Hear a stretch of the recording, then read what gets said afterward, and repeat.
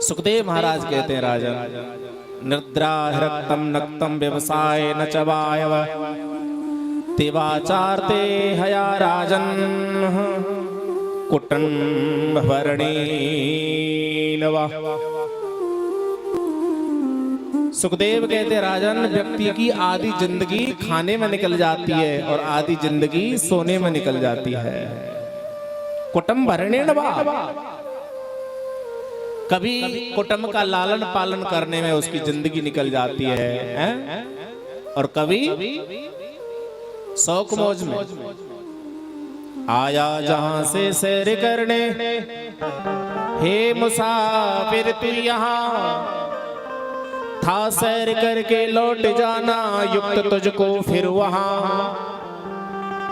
तू सैर करना भूल कर निज घर बना कर टिक गया, कर याद अपने देश की परदेश में क्यों रुक गया। सुखदेव जी कहते राजन, ये देश अपना नहीं है, ये पराया देश है, लेकिन मनुष्य ने इस देश को अपना देश मान लिया है। बस इसी में मनुष्य फंस गया। कैसे फंस गया है? जैसे मकड़ी स्वयं जाला बुनती है और उसी में फंस जाती है और उसी में मर जाती है। ये संसार भी एक जाल है प्यारे। इस संसार रूपी जाल से वो ही निकलेगा जिसके ऊपर ब्रह्मनिष्ठ सद्गुरु की कृपा हो। वो ही जीवन में व्यक्ति अपना जीवन सफल कर पाता है। सुखदेव कहते हैं राजन, जब मृत्यु आती है ना, तो मृत्यु के आने की खबर किसी को नहीं पड़ती है। इसलिए जन्म मृत्यु जरा व्याधि दुख दोष अनुदर्शनम, इसलिए जन्म और मृत्यु आदि व्याधि को बार बार याद करो। तो परीक्षित कहता है महाराज, जिसका जन्म है मृत्यु उसकी निश्चित है कि हाँ, जिसके जीवन में सुख है तो दुख भी है कि हाँ। तो महाराज जब जीवन में मृत्यु आती है तो मृत्यु की खबर तो सबको होनी चाहिए कि हाँ होती है, लेकिन मनुष्य इतना अभागा है, मृत्यु आने से पहले उसको पहले संकेत मिल जाते हैं, लेकिन मनुष्य उन संकेतों को पढ़ता नहीं है, जानता नहीं है। परीक्षित कहने लगा, महाराज हमें बताओ क्या जानकारी है जब मृत्यु आती है तो। सुखदेव कहते हैं जब मृत्यु आती है ना तो पहले ही सूचना कर देती है, क्योंकि वो ईश्वर सुख और दुख के करता है, जन्म मृत्यु के दाता है। जब मृत्यु की निशानी अगर मिल जाए ना तो लोग पहले ही होशियार हो जाएं कि मैं जिस दिन मेरे को मौत लेने आ रही है। लेकिन ये हकीकत है, मौत सबको मारती है और मौत आने से पहले सबको सूचना दी जाती है। तो यहाँ कुछ संतों ने और विद्वानों ने कुछ मृत्यु की निशानी बताई है।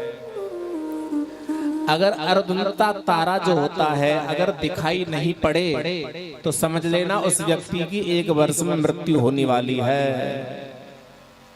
स्वप्न में कीचड़ में शरीर धंसता हुआ नजर आए तो समझ लेना उस व्यक्ति की 9 माह में मृत्यु होने वाली है। ऐसे ही व्यक्ति ग्रीत शक्ति त्रताय देहनाम मंतर्न वायुर्पक्षम वर्तमने। राजन, उस मायापति भगवान ने अपने हृदय में एक बार विचार किया कि मैं अकेला हूं, इसलिए मैं एक से बहुत हो जाऊं, एको हम बहु श्याम। तब उस मायापति भगवान ने कर्म को जन्म दिया, कर्म ने महतत्व को जन्म दिया, यही चित्त कहलाया। चित्त से प्यारे अहंकार की उत्पत्ति हुई। अहंकार से 3 रूप हुए, सात्विक, राजसिक और तामसिक।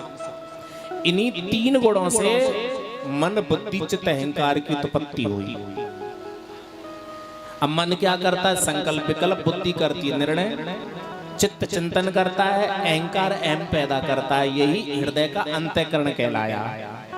ठीक है, 4 हो गए। अब इसके अलावा उसी मायापति ने 5 तन मात्राएं पैदा करी। कौन कौन सी? शब्द, स्पर्श, रूप, रस और गंध। 5 महाभूत कितने हो गए? 14। फिर इसके बाद 10 और तत्व पैदा किए, 5 ज्ञानेंद्रियां, 5 कर्मेंद्रियां, कितने हो गए? 24। इन 24 तत्वों का एक अंडा बन गया।